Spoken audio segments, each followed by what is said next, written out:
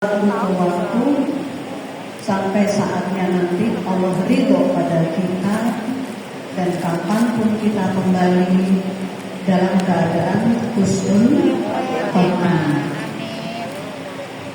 Kita tidak pernah tahu kebaikan mana yang Allah terima. Kita tidak pernah tahu juga seperti apa penilaian kita di sisi Allah. Kita hanya bisa berikhtiar, berusaha, dan berdoa. Semoga ibu-ibu kita semua yang hadir di sini, yang cinta ilmu, yang terus merasa diri kurang di sisi Allah, bisa dipanggil Allah dalam keadaan dimuliakan, karena terus berusaha, terus sedang beramal soleh. Amin amin ya robbal alamin. Pada kesempatan kali ini kita akan membahas sebuah perkara yang insya Allah tidak ketinggalan untuk semua usia, baik yang sudah senior, ya, ibu lebih suka disebut lansia atau senior? Senior. Tidak mau keduanya. Yang sudah senior, yang masih usia senja juga insya Allah gak ketinggalan.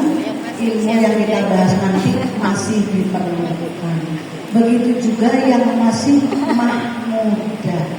Apa bu muda? Mamah muda. Begitu juga bagi mungkin mbak-mbak yang belum menikah. Ilmu ini penting sekali karena jarang dibahas di pengajian pada umumnya. Kita mau membahas apa? Satu yang berbeda dari kajian yang sering saya bawakan, yaitu ada penjelasan sisi psikologinya, bukan spiko ya bu, psikologi. Apa bu? Psikologi. Jangan sampai spiku. Spiku lah kowe. Enak memang bu spiku tempo dulu di rumput ya. Tapi ini pengajian psikologi. Kenapa penting? Karena psikologi itu belajar tentang diri kita sendiri. Saya mau tanya nih, kita bicara misalnya kecukupan nutrisi untuk anak-anak, bu, cucunya di rumah nutrisinya dipastikan tercukupi apa buatan? 4 sehat, 5 sempurna. Ada sayur, ada protein, ada buah, dan sebagainya. Terakhir susu. Pertanyaannya bu, kalau setiap hari cucu di rumah itu disuapi mengkonsumsi makanan yang sudah nutrisi tinggi, apakah jaminan cucunya itu sehat badannya, pertumbuhannya normal? Sudah pasti nomor dereng. Ini ternyata nggak ketoro ya. Ayo ngantuk lemes, tapi ternyata jawabannya betul. Nah bu, ada 2 faktor yang menentukan anak ini sehat atau enggak. Umumnya ya selalu 2 faktor itu, dari luar dan faktor dari dalam. Nah dari luar sudah terpenuhi, yaitu nutrisi. Tapi belum tentu di dalam tubuh anak itu siap untuk mencerna nutrisi. Akhirnya bu, meskipun nutrisinya cukup, tapi sistem cernanya ada masalah. Kira-kira nutrisinya terserap maupun bukan? Nutrisinya terbunuh. Karena apa? Ada yang tidak normal dalam sistem cerna. Ternyata ibu-ibu, itu persoalan fisik ternyata sama juga dengan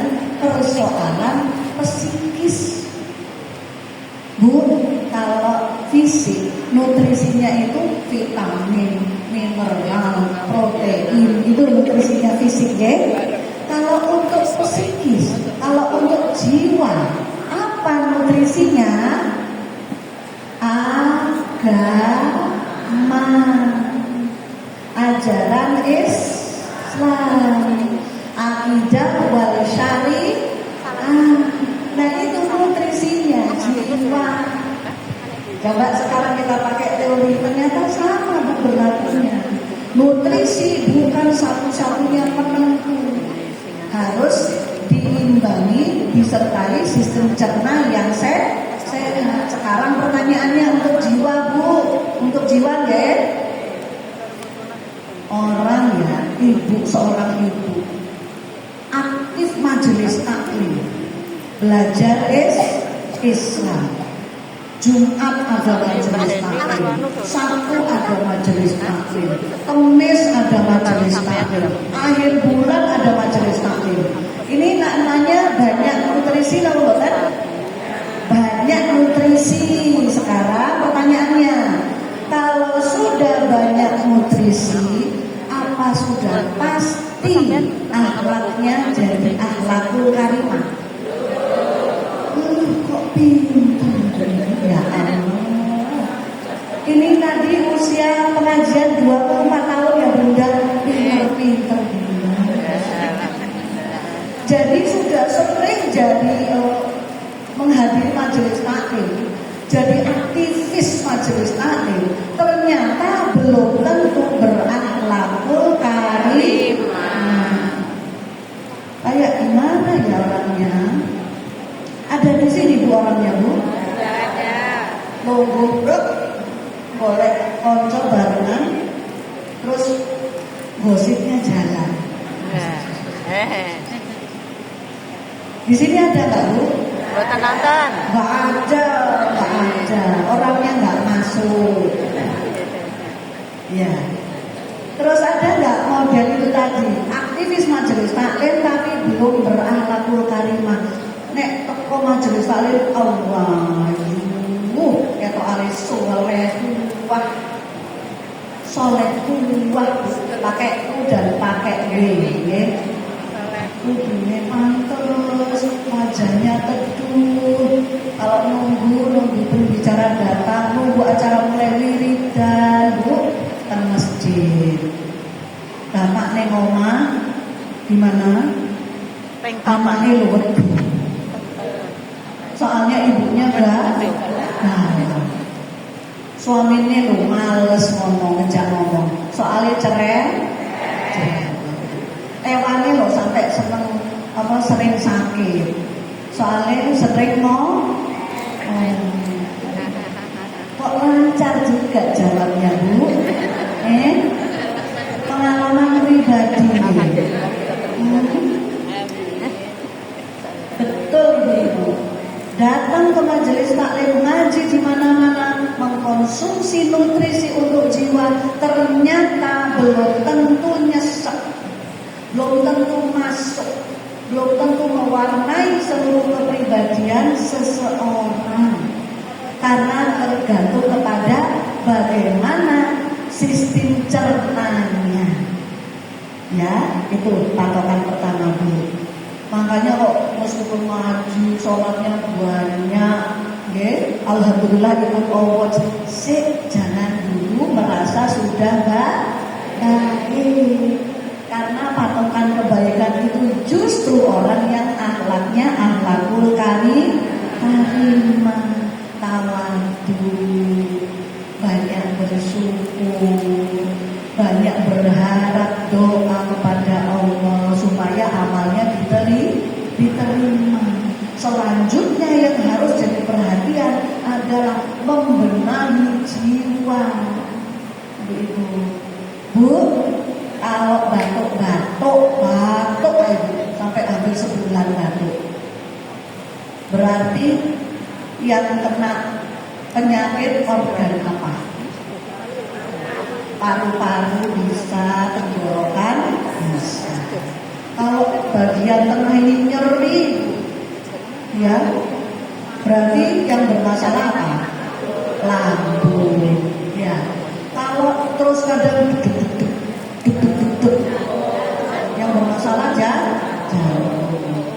Nek seneng ngomel. Organ apakah yang bermasalah? Hati. Kok kuwi terus? Nek seneng kelatu. Apa yang bermasalah? Hati. Nek seiri. Nek ngamukan.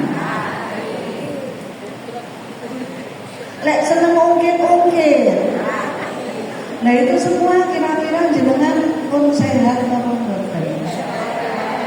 Oh berarti sudah gak suka ngomel loh. Gak bisa jawab ibu.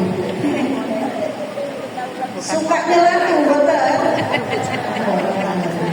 Suka ngorek-ngorek. Suka ungkit-ungkit. Suka ngilokno anak. Iya. Rodok-rodok sadar kadang-kadang. Berarti ini yang penting untuk dibahas. Sholat, haji, puasa, sedekah, majelis taklim, tujuannya adalah liutamima makarimal akhlak. Bu, Islam itu datang bukan kok cuma ngajak sholat, akeh-akehan sholat sunnah, boten ikut saja. Islam itu datang bukan kok cuma ngajak ngaji, banyak-banyakan ngaji, balapan sedino pirang halaman, cepet-cepetan hatam, boten. Islam datang dengan berbagai kekayaan ibadah, dengan berbagai macam aturan, tujuannya liutamima makarimal akhlak, untuk menyempurnakan akhlakul karimah. Ya. Jadi kalau sholatnya banyak tapi sik duwe musuh, sholat sunnahnya banyak tapi masih punya musuh, kira-kira sudah tercapai belum agama? Belum. Saya biar ketok ke yang belakang. Cek kok gak ngimpi-ngimpi aku. Gak ketok. Yo opo sadar. Kalau banyak ngaji tapi sing gondokan itu sudah tercapai belum nilai agama? Belum. Ya.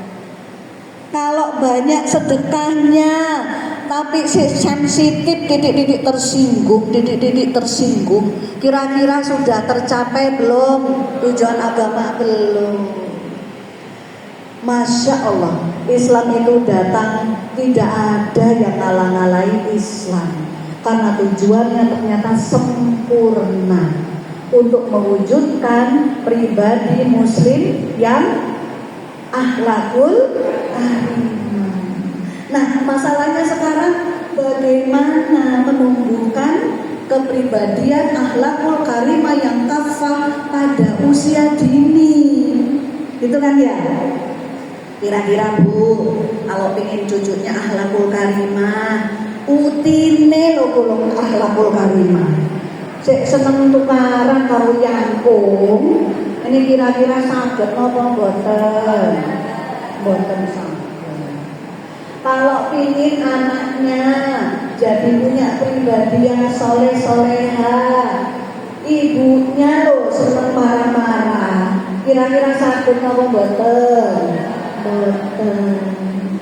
Karena ternyata ada rumus, ada kaidah, ada batas-batas yang harus ditaati ketika kita berharap anak kita, cucu kita tumbuh menjadi seorang yang berakhlak mulia. Gak cuma nuturi Bu, tapi ternyata neneknya, kakeknya, ibunya harus memenuhi syarat dan ketentuan berlaku. Ya, untuk mencetak anak akhlakul karimah. Bu, saya jajal sih, mesti bisa jawab lagi. Mencetak anak berkepribadian Islam itu mau nuturi napa boten? Nuturi napa boten? Cuma perkara nuturi napa boten? pinter. Tapi sing pinter sing ngarep tok, sing tengah lo gak jawab. Sing mburi omongane. Ibu-ibu, kalau mau mencetak anak soleh-solehah kepribadian Islam, ini urusannya mau cuman masalah nuturin tok, apa boten? Boten masalah nuturin tok. Ternyata nanti saya jelaskan ya, harus ada ketulusan, harus ada kasih sayang yang tidak habis-habis, harus terus membangun rasa ridho seberapapun nakalnya anak, harus punya mental pemaaf orang tua itu. Dan utama pertama dan selamanya, ternyata orang tua, mulai orang tuanya sampai kakek neneknya harus jadi teladan. Itu ya, pernah nggak ibu-ibu bilang sama cucunya, karena cucunya itu rodok nakal, rodok nggak sabaran sama adiknya, masnya kurang sabar sama adiknya, masnya mau mukul adiknya karena kertasnya sekolah buku sekolah masnya disumpah, masih bergegan terus mau mukul adik. Terus mbaknya ngomong, saya kurang sabar adik, saya sayang gitu sama adik itu, mau saya dikepuk gitu Bu ceritanya ya. Potongan drama kali itu si nenek mengingatkan kakak supaya sayang. Kira-kira ada yang salah nggak di cara nenek itu? Mas, sing sabar nggak boleh kayak gitu. Adikku belum ngerti, nggak boleh langsung mukul gitu. Rekok. Salah apa betul? Kira-kira nadanya salah apa betul? Wajahnya salah apa betul? Matanya salah apa betul? Omongannya salah apa betul? Nah, kira-kira si cucu tadi jadi sabar atau tambah nakal? Ya kan? Ya. Mata harus berubah, teduh. Mas, anak saleh loh. Omongan juga teduh, nada juga rendah, wajah tidak menakutkan. Ya Bu ya, itu sepotong contoh anak soleh. Kalau sama adik belum ngerti gimana caranya, dimarahi apa dimaafkan, begitu betul. Ya Bu. Sekarang jujur, ibu pakai cara pertama atau cara kedua? Pertama, udah pinter jujur Bu Enda. Pantesan gitu ngasih aktif, reaktif, negatif. Soalnya apa? Mbak sih kalau temanya sayang, wajah, gestur, suara, tatapan mata juga harus mengeluarkan sayang, harus meninggalkan memberikan pesan sayang. Kalau minta anak muda memaafkan, sama gestur, pandangan mata, pilihan kata, aura muka harus menunjukkan aura pemaaf. Itu baru satu tema, setema, sefrekuensi, nyampe pesannya Bu. Gitu ya. Nyuruh anak sabar, ibunya melotot. Nyuruh anak sayang sama adiknya berbagi, ibunya marah-marah. Nyuruh anaknya rajin sholat biar sukses pakai nada tinggi. Ini ternyata salah satu sebab tujuan mencetak pribadi soleh-solehah itu belum berhasil. Mata kita settingannya salah, wajahnya salah, kalimatnya salah, nadanya salah. Kok ibu-ibu, nenek-nenek itu salah semua? Apa Bu? Banyak pikiran ya Bu? Banyak tanggungan. Apa? Bapaknya nakal? Pantes. Ibu-ibu ini ternyata memendam stres ya. Stres terpendam, akhirnya mempengaruhi kepribadian kita. Coba perhatikan ya Bu ya. Jadi meskipun kalau ke masjid banyak kegiatan yang dilakukan positif, di rumah banyak sholat, banyak ngaji, ternyata belum tentu otomatis pribadi kita itu mencerminkan Islam. Nah ini persoalan. Ya, nah sekarang coba kita belajar ini. Kalau ini, ya, anaknya itu apa namanya? Ini gimana nih? Saya nggak tahu. Nah ini ya. Pertama ya Bu ya. Oh di layar belum muncul. Perlu diketahui, tadi Bu sudah bilang kan, kalau suka ngomel berarti organ yang bermasalah mana? Kalau suka tersinggung organ yang bermasalah mana? Kalau suka ingat-ingat masa lalu belum bisa menghapus dendam luka lama berarti yang bermasalah mana? Kira-kira yang lebih banyak penyakitnya itu organ jiwa atau organ tubuh kita? Organ jiwa. Kira-kira yang lebih banyak, yang lebih bahaya penyakitnya itu hati apa jantung? Hati apa lambung? Hati apa paru? Nah, itulah pentingnya belajar ilmu jiwa, ilmu psikologi, supaya kalau raga kita sudah sehat, jiwa kita, hati kita juga sehat, tercapai nanti tujuan agama. Ya, jiwa dan raga itu sempurna. Gitu loh Bu, maunya Allah kebesaran itu begitu.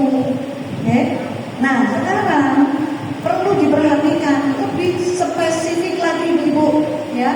Mudah-mudahan yang sama lihat, tapi tadi Bunda rencananya mau nge-share gambar ini. Nanti mudah-mudahan ada yang sudah dapat bisa dibagi dengan temannya.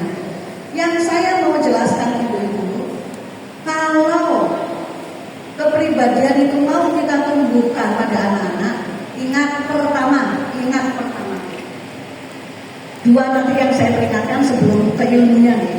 Pertama, kepribadian itu belum bisa diharapkan matang dan dipanen di usia anak-anak, belum. Ya, Dr. Aisyah Dahlan pernah menyebutkan dalam sebuah jurnal bahwa pada anak laki-laki, ternyata matangnya otak bagian depan itu kisaran usia 19 sampai 20 tahun. Maksudnya apa tahu saudara? Bu, otak bagian depan itu otak di mana orang sudah punya teko seliro, sudah bisa punya rasa empati, sudah bisa mikir bebannya orang tua, sudah mengerti bahwa dia punya tanggung jawab, sudah mengerti mengamalkan bagaimana norma agama. Itu menunggu otak ini matang. Ternyata jurnalnya usia matangnya usia berapa? Antara 19 sampai 20 tahun. Kelas berapa itu kira-kira? SMA. Berarti maksudnya apa? Seorang anak Bu ini khususnya laki-laki baru bisa temenan tuwek mikire, ngerteni orang tua, nggak cuma mau main-main tok, nggak mau seenaknya sendiri. Kira-kira di usia 19 sampai 20 tahun. Jadi kalau masih usia 10 tahun, 15 tahun, 17 tahun, ya jangan dimarah-marahi dulu. Karena secara teori otak depan belum matang. Yang banyak terjadi kesalahan apa Bu? Kepribadian itu belum muncul karena otak belum matang, tapi orang tua berharap sudah bisa sejak anak-anak dipanen. Bu, Umi anak saya tuh gimana ya Umi? Kenapa Bu? Sholatnya diiling musik, belajarnya tuh diomelin bolak-balik baru ngambil buku. jam tidurnya nggak jelas, nyekel HP terus. Ya apa tahu bu, cek anak ini ndang pinter katanya. Umur berapa bunda putranya? Kelas 4 SD. Ya Allah. Ngancam itu gak sampean ngeleng terus. Bolak-balik bangunkan sholat. Karena pada usia itu masih meramut,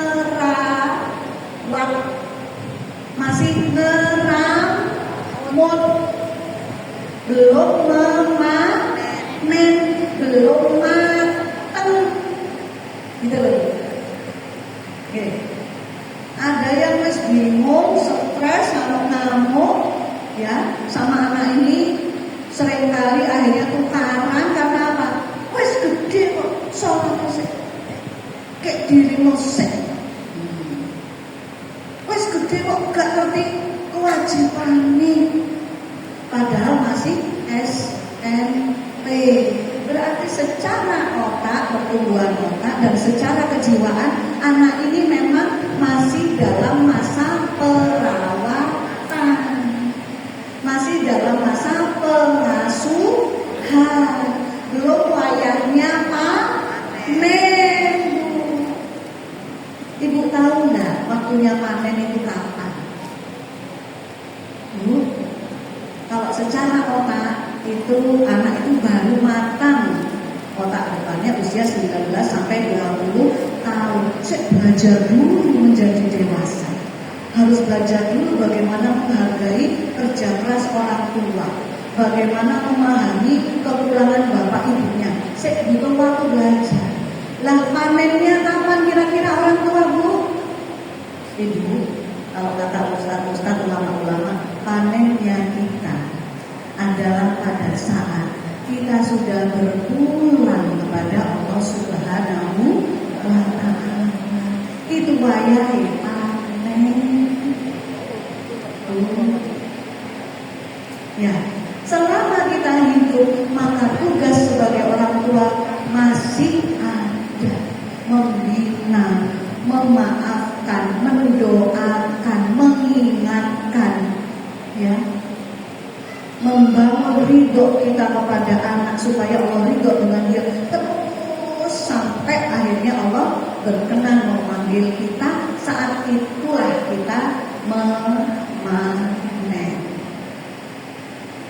Bu ya, ini kalau dipahami, orang tua akan selalu ridho membina anak, akan selalu ridho mengulang-ulang nasihat, akan selalu ridho bahwa anaknya belum juga beres sempurna, masih butuh campur tangan orang tua. Nggak capek, nggak bosen, nggak kapok. Ini orang tua yang penerusnya Nabi Nuh. Karena gagalnya Kan'an, ternyata bukan berarti gagalnya Nabi Nuh. Gagalnya Kan'an itu rapotnya sendiri, tapi berhasilnya Nabi Nuh sebagai orang tua itu rapotnya Nabi Nuh sendiri. Oke, ini pertama yang mau saya ingatkan, bahwa mencetak pribadi anak ternyata butuh orang tua tangguh, nggak tahu capek, nggak tahu bosen, ya, nggak pernah namanya berhenti hanya karena marah sama anak, nggak pernah. Nggak ada itu dalam kamus orang tua yang sabar. Nah, sekarang ibu, ketika kita berbicara masalah menumbuhkan kepribadian, ternyata apa? Yang paling penting itu, ya, di tengah itu, yang lingkaran warna biru toska, ya, lingkaran warna biru toska. Kepribadian itu intinya bahan bakunya, mesinnya sudah ditaruh Allah sejak anak ini lahir. Namanya sistem jiwa sudah ditaruh di sana. Ya, dikatakan dalam sebuah hadis, inna fil jasadi mudghah, sesungguhnya dalam jasad kalian itu ada segumpal daging. Ya, idza fasada jasadu kullu, wa ila soluhat jasadu kullu ala hiya al-qalb. Kalau seumpama dari ini jelek, maka jelek semuanya yang ada dalam tubuh itu. Kalau seumpama dari ini baik, maka baik semuanya yang ada pada jasad itu. Ala hiya al-qalb, dan dialah yang namanya qalbu. Maksudnya apa tuh Ustaz? Contoh Bu. Ibu-ibu coba ingat-ingat ya. Ingat-ingat temannya, keluarganya, kenalannya, teman reuninya, siapalah teman kerjanya deh. Jangan punya tidak kenalan orang yang sumagan, gak senang musuhan, ngomong hati-hati, terus sama orang berbuat baik, gak bikin orang marah. Enten apa buat enten? Ingat-ingat deh orangnya deh. Kalau perlu disebutkan Mbak Dwi, Mbak Sri, monggo disebutkan. Ingat ya. Sekarang satunya Bu, ada nggak teman jenengan, keluarga, teman kerja, ya, atau siapapun itu yang orangnya itu pengakuan? Akhirnya itu, masya Allah Bu, terbuat dari apa? Kok kabeh dicela tuh ya, no ayo, nemu ayo, enten Bu, saudara kayak gitu. Ada. Ingat-ingat ya, ingat-ingat. Tadi namanya siapa? Mbak Sri, sing apian. Yang ini namanya siapa? Mas Bambang. Mbak Usung Budiano sama Bambang sekarang nggak keren. Nah, yang apian tadi sama yang elek hati, ya. Sekarang coba ingat-ingat wajahnya Bu. Wajahnya Mbak Sri itu ya, dibandingkan sama Mas Bambang. Jenengan enak itu lihat wajah yang mana? Mbak Sri, ya. Kenapa lihat wajah Mbak Sri senang? Matanya teduh, ya. Wajahnya, senyumnya itu sumringah, tulus gitu ya. Terus kalau lihat wajahnya itu rasanya marem gitu ya. Itu maksudnya hadis tadi. Kalau baik dari hati, apik sakabeh. Ngomong-ngomong, sak ngomong-ngomong di rumah enak. Ketemu di jalan, enak makannya itu. Senyumnya tuh loh, sumringah tulus. Ya, lu senengnya Mbak Sri teko Arisa kalau itu mesti senang. Karena apa? Baik itu dari hatinya. Maka sikap-sikapnya baik, senyumnya tulus, melihatnya orang itu melihat dengan cinta. Itu kalau dari hati. Maksudnya hadis itu begitu Bu. Sekarang kita Pak Bambang tadi Bu, sebelahnya Bu, ngamuan, nyelakuan, apa-apa dikritik, ya, jangan tak ngomong, jangan ini, aku udah ngerti, saja ini butuh ngono, gitu ya misalnya. Nah, salah terus kayak doang, kira-kira melihat wajahnya jember nopo, gemes, ya. Kira-kira Bu kok seru duduk sama Pak Bambang, jangan kita apa bukan? Diajak ngomongnya rasanya kudu mandek atau mulus nih? Mandek. Soalnya kok nggak nyenengke. Matanya kayaknya sorotnya itu berbeda. Senyumnya kayaknya ada maksud. Wajahnya itu kayak bersumut sumut. Ya itu maksudnya. Kalau orang jelek dari hati, sakabe elek. Mbok senyum-senyum kok kaya apa lho Pak Bambang? Pancet Sekarang pertanyaan satu lagi Bu. Biasanya nanti jawabannya bisa begini. Kira-kira kalau ada orang kayak Bu Sri sama Pak Bambang, usia 50 tahunan, konsentrasi ya. Ini rada panjang ini pertanyaan ini. Umur 50 tahun, kira-kira yang mulai sehat yang mana? Bu, yang lebih sehat Pak Bambang atau Bu Sri? Karena ini cocok dengan teori kesehatan. Orang yang berseri-seri bahagia karena mudah memaafkan, mudah berdamai dengan keadaan apapun, mudah menerima, legowo, itu ternyata sehat.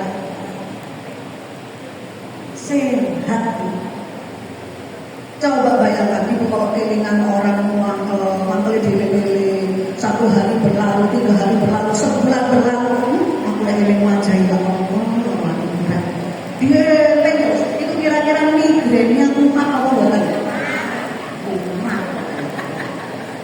Sing awalnya normal terus jadi dating apa mboten? Dating. Soalnya tensinya naik, jantungnya bekerja keras, akhirnya mempengaruhi kesehatan. Itu maksud hadis tadi, Bu. Kalau hatinya baik, baik semua. Ayo sehat, yang penting cara ngomongnya. Tapi kalau jelek hatinya, jelek semua, termasuk sakit. Teori pertama itu. Jadi jangan bisa ukur aku dating, tambah vertigo, tambah kadang-kadang rumah seseke. Terus kadang-kadang masuk angin titik mau perih. Nah itu kira-kira perlu dikoreksi apa buatan hati nih? Pinter. Enten jangan yang begitu. Nggak usah kacau, isi diri. Ya. Nah kalau penyakit kayak gitu, tentu banyak pendaman di jiwanya.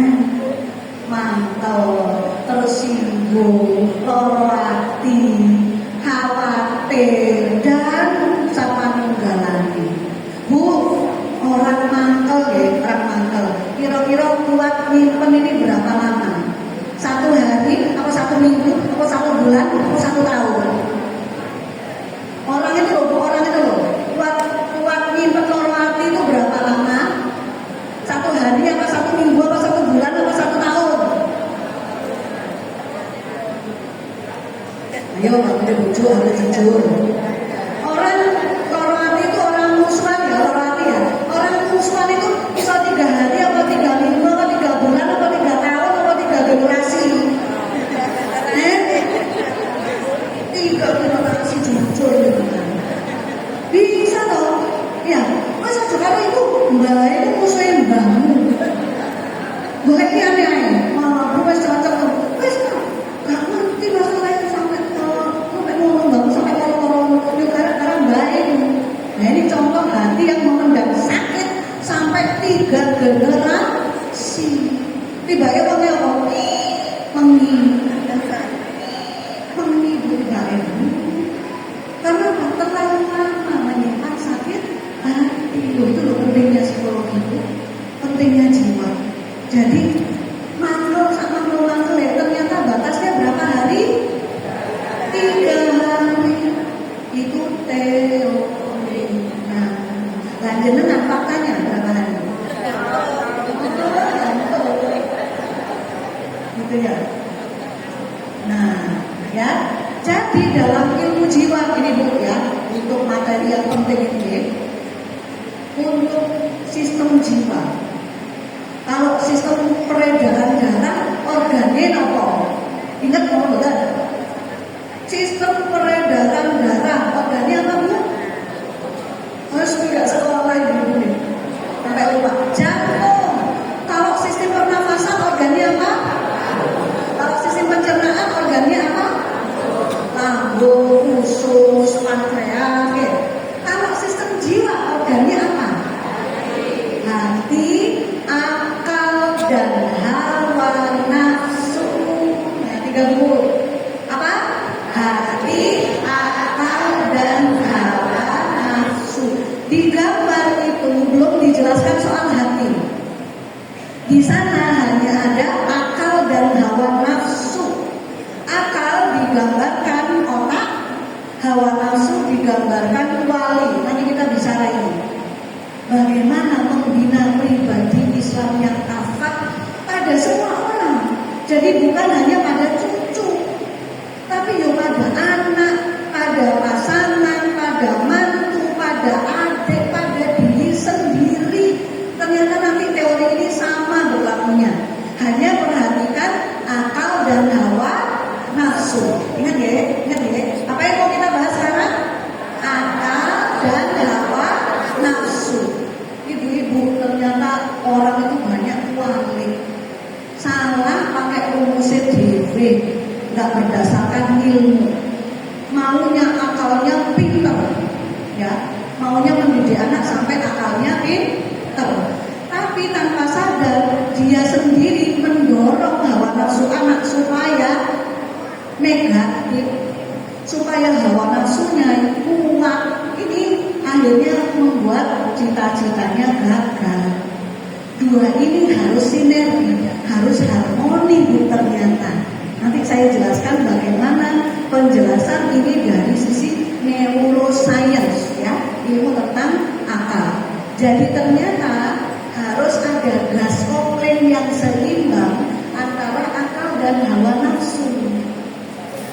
Ya, Bu, akal itu nanti tugasnya ya, kita tugasnya terhadap akal anak-anak adalah mengisi. Ingat ya, mengisi. Lalu mencerdaskan, mengasah, mengisi dan mengasah. Ingat, tugas kita sebagai pendidik kepada akal anak-anak apa Bu? Dua, mendidik dan mengasah. Itu untuk yang gambar otak ya, diisi kemudian diasah. Nah, yang hawa nafsu wali tadi ya, ternyata wali itu butuh diisi juga. Dengan apa? Nanti dijelaskan di belakang. Bu, kalau marah-marah misalnya deh, marah-marah. Dek, udah sholat belum? Belum, Sek. 10 menit lagi. Dek, sholat? Belum. Nang sholat, yo Sek. Nah, ini pertanyaan aku. 10 menit datang lagi. Dek, sholat? Belum. Karepmu apa? Ayo, terus no. Ya, terus mamanya itu iya. Mamanya melakukan kecerdasan verbal alias ngomongnya. Maunya itu gimana, Dek? Masa depanmu itu gimana? Katanya mau jadi dokter. Dokter itu tanggung jawabnya besar. Doanya sama Allah itu banyak, ibadahnya itu kuat. Nah, kamu cita-cita dokter tapi mau deleng-deleng sing ini apa ya tadi?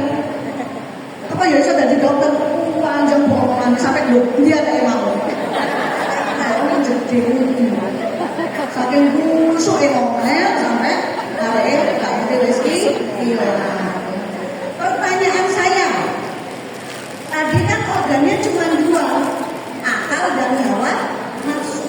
Kira-kira isi omongan itu mau masuk ke akal atau hawa nafsu? Maunya isi omongan masuk ke akal. Tapi nek carane ngono sampai gak betah anak ditinggal, berarti omongannya ibu tadi masuk ke akal atau masuk ke hawa nafsu? Ini masuk ke hawa nafsu, diterimanya baik atau enggak baik? Positif apa negatif? Anak itu sadar sholat apa mangkal kalau budal itu?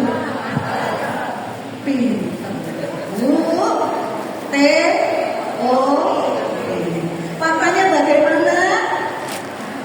Ya yang ngomong itu sadar, itu sadar kok ngerti ya, itu ya, ini perlu dipahami. Kita pindah sekarang ibu-ibu.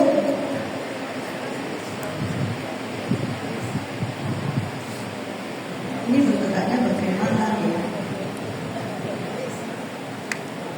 Ke slide berikutnya. Nah, itu gambaran bahwa apa? Kalau mau ke kepribadian dewasa, ya ini dibesarkan ya, saya besarkan ya. Nanti satu lagi juga dibesarkan. Karena biar di situ aja jangan pindah-pindah biar. Kalau sejak anak itu lahir, dia sudah diberi sistem jiwa oleh Allah.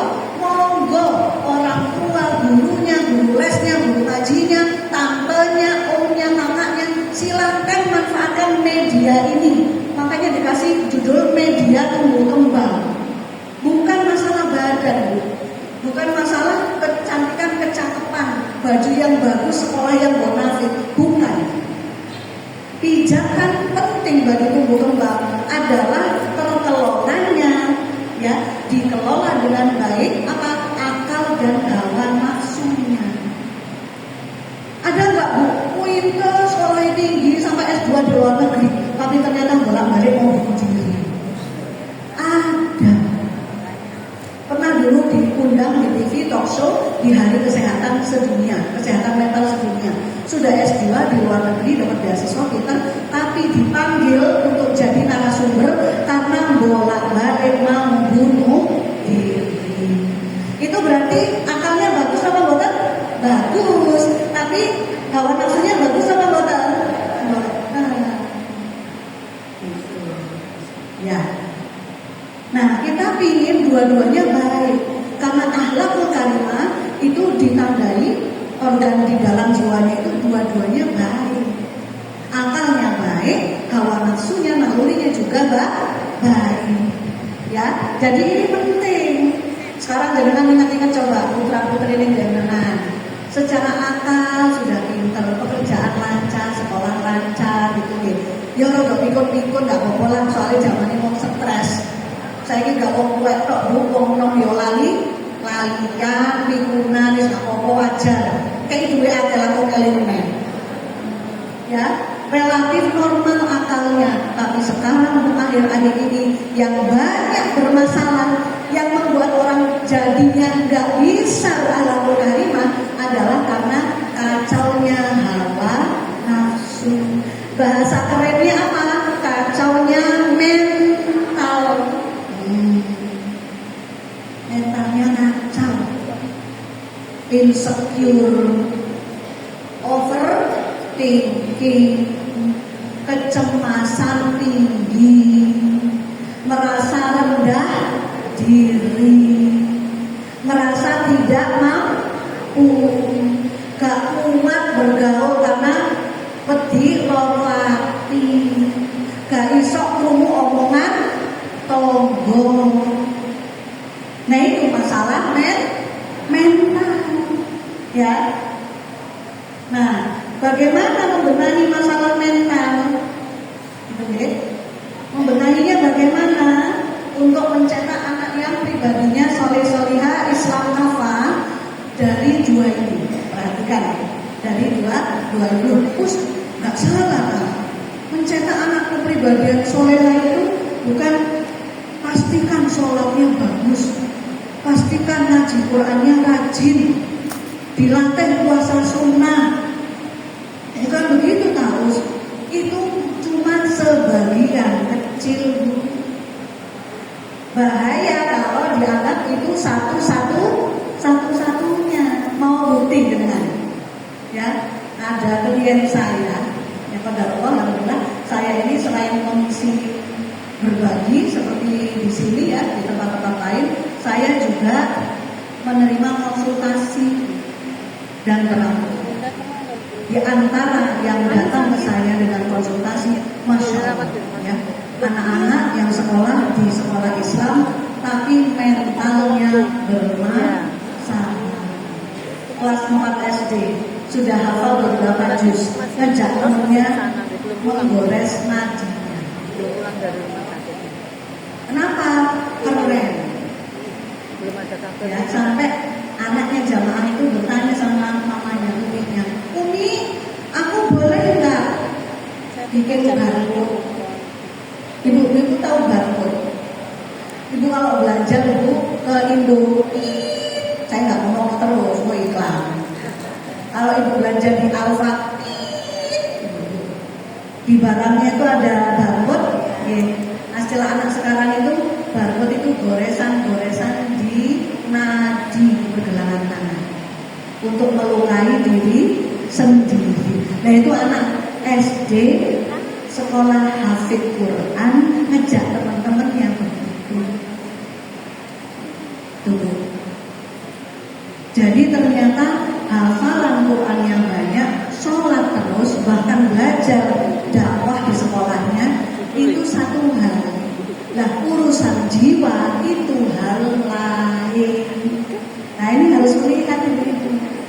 Ya, Bu, saya tanya nih, sholat, kegiatan sholat, aktivitas ibadah yang namanya sholat, itu yang banyak bekerja jiwa apa raga? Kenapa? Jiwa apa raga? Raga. Ya, duduk antara dua sujud, atahiyat, sujud, semuanya raga.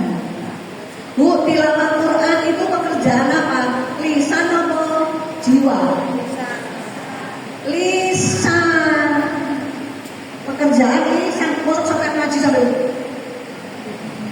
Bapak kok ngaji ngono? Kan jiwa. Pak ngono, Bu. Ngaji itu lisan. Berarti pakai raga. Sholat juga raga. Puasa itu raga apa jiwa? Raga. Karena secara fisik kita beramal. Nah, semua ibadah tadi seharusnya dengan menghidupkan jiwa. Tapi lah guru mesti dong. Ya, ada enggak orang puasa tapi saya tancap rasanya melakukan jalan-jalan juga. Puasanya jalan, gibahnya jalan. Enten Bu? Orang ikut ngaji, watch aku wis jus sekian. Alhamdulillah bari ngene tek setoran. Ngajine rajin. Nyelakune ya rajin. Ada Bu?